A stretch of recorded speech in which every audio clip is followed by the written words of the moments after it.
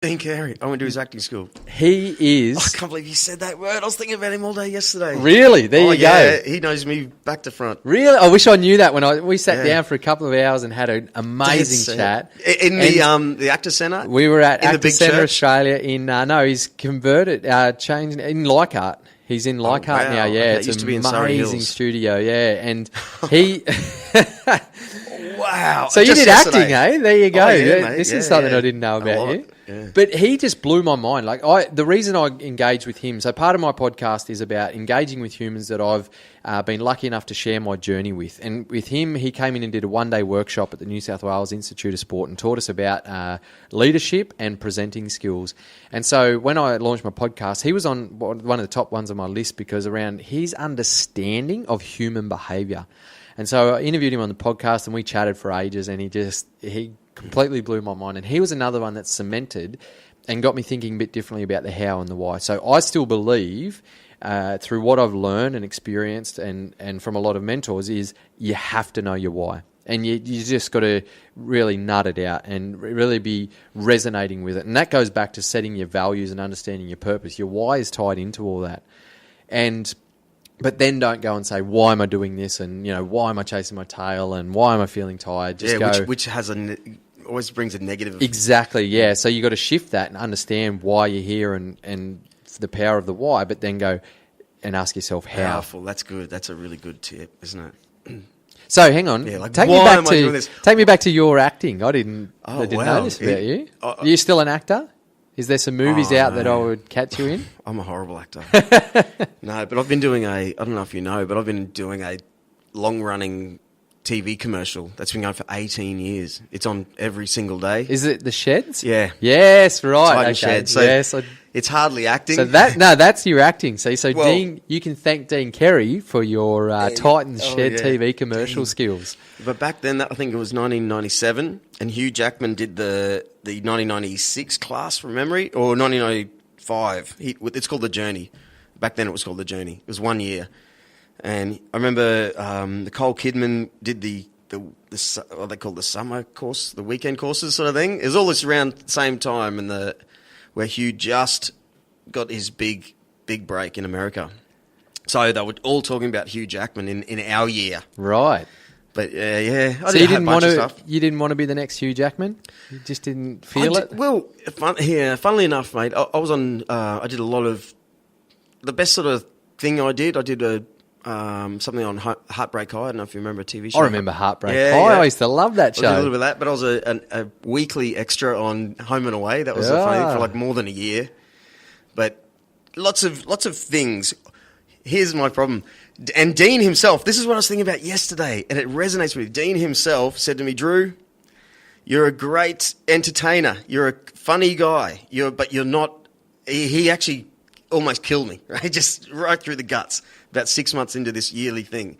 He said, I don't think you'll ever be a great actor because I'm... and I believe him. At the time, it was like, oh, he's so right. Oh, no. There's people like you could be. There are honest. Put it this way: comedians. It's a great quote.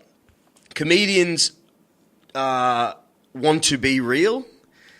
Actors want to be someone else. So they are so real, but they try and be someone else. But if you actually get to know a real actor, they're kind of very the opposite of who the character is. They're just very and they can get in front of people and they can be boring if they're boring. They can not be entertaining if they don't, But a funny guy's always like, and then walks off and goes, I'm so exhausted. So. And so going back to, you said that Dean sort of broke you and stabbed you, but what he actually did, so that didn't happen to you, it happened for you. So what he actually did was saved you a heartache of a career trying to break into an industry that has a 99% unemployment rate, and he's actually shifted you on a better trajectory. So that happened for you, not to you. And I think what you're talking about there in personalities, what Dean explained really well that just got me energetically enthused was how the ripple effect of theatre and acting and the way that people can engage in a journey of through a movie and a theatre that they can't they won't experience those things in life, but they can experience it and feel it and change their energetic state through theatre and acting. And then even like yourself, the actors that don't get in, but the things that you learn and those experiences that you have in the studio and in the classroom. And what I said to Dean is what I love about actors and people in theatre, their perception of the world is unbelievable because they can't have a rigid perception and rigid belief systems because it just doesn't work in that industry. And that's the problem with a lot of society when they get, in inverted commas, stuck in the rut and things like that, that they've got their rigid belief systems and their rigid perceptions. So I can't believe that I can't believe that I'm sitting here with the next Hugh Jackman. I can't believe you know Dean Carey. That's man. Actually, funny story that yesterday. So when I was living here years ago, I actually did a few TV commercials for Subway and Retrovision and a few things like that. And one of my mates put it together last year for my 30th birthday and tagged me on Facebook. So in the interview yesterday, I was trying to find it and show him, and I couldn't find it. I wanted to just get his, take the piss type way, get his coach's eye over it. But I told him about it. I couldn't find the actual footage. It'd be on YouTube somewhere, or maybe all your Retrovision or some of these ads. Yeah. There's some of them out there floating around, and I said it's a sign, Dean. The fact that I can't find it, it's a sign that you're not supposed to see it. Classic, mate. You know, have you ever seen, going back to what you just said about, what did you just say? About perception or? No, actually forget it. Let's change. So what's next who have you got coming up on the podcast? So I've actually done quite a few episodes that I'm waiting to release. I've got about a dozen in the bank, and I've got quite a few more exciting interviews that I've got yet lined up that I'll be doing. But some local ones are actually Ali Day, who lives here, and actually just came straight before I've arrived here this morning. This is why I was a couple of minutes late. I went to his the opening of his new gym just here in Burleigh Heads. And what's that called? Good question. It's the ACTA. I can't remember the initials now, sorry. But I interviewed him on the podcast because I'd met him 18 months ago before we went to Rio Paralympics last year, and he has always interested me because of his shift from his diet and his health, and then the ripple effect that he's making to want to help other people in their struggling journey around nutrition, because so many people struggle with it. He's not just interested in athletes making the change, he's interested in humans making that change. So that was a really cool interview, and he's just such a humble dude, and we've connected over the last 18 months so many ways. So he's a really cool episode that's coming out. There's who else have we got? We've got Dr. Happy, who's a positive psychologist who's really great on human behaviour. We've got some other exciting ones lined up people who are disrupting the education system and bringing innovation into the lives of, education systems have been created for a future that doesn't exist anymore. So they were created so long ago, they're not preparing our kids for the future that's going to exist. The evolution, education systems are behind, and there's people out there that are jumping on and they're making their own schools, they're making their own universities, they're disrupting the education system. So I'm tapping into their awesome minds. There's more para-excellence coming through. Ask him this. Ask him, I presume? Yeah, the person who's disrupting the education? No, this your guest. You're about to... Yeah, so Don. I've noticed in lots of my kids' class, pretty much every single teacher is a lady. I think teaching has become a thing for where the bloke's like, I don't want to be accused of being a kiddie touch. You remember back in the day, I don't know, I imagine at Cobar it was lots of, we had Mr. Johnson, Mr. Proberts, tough blokes. They did they taught you in thing, and then they were also the cricket coach. Big men that you wouldn't mess with. Yep. I remember this when I grew up through the 80s and, graduated in 89. So it only dawned on me the other day. I looked around and went, there's not a single bloke in this whole school. And then and ever since I've noticed this, I've asked all our friends who are in different schools, and they're like, yeah, there's like one guy here and there, or there's a new guy here and there. And I think that must be it's got to be a huge thing. I know, but I'm not talking down about any women, but I remember the fear of being a young man and having someone that's just like your dad in the room, like who could mess you up at any time just by looking at you. That So I think what you're getting at, see, I have a different perception because, and this is what I've said in a few of the podcast episodes where I've interviewed some females, like episode 1 with Katrina Webb, my former coach, Irene Dovoskina, and some other amazingly inspirational women that are on there. Episode 7, Liesl Tesh, she's just got into politics and she's a wheelchair athlete. I get so inspired by women, and that's what fuels me, is seeing passionate women get out there and make a difference. And it's because that's pretty it's normality in society, and it's happening at a bigger scale. But you think about it, wasn't that long ago where it wasn't happening. And I guess maybe it's the leadership role that I've had from my grandmother and my mother, that I've always looked up to them and been so inspired by them as courageous women, that I think it's probably not a bad thing in schools for these young boys not to be fearing a male dominant teacher, but to be actually respecting and learning from and being inspired by these female leaders. Right. But, okay, you actually just made me think. I didn't think forward of my own generation. So it sounds like perhaps in the 40s and 50s, it might have been all male.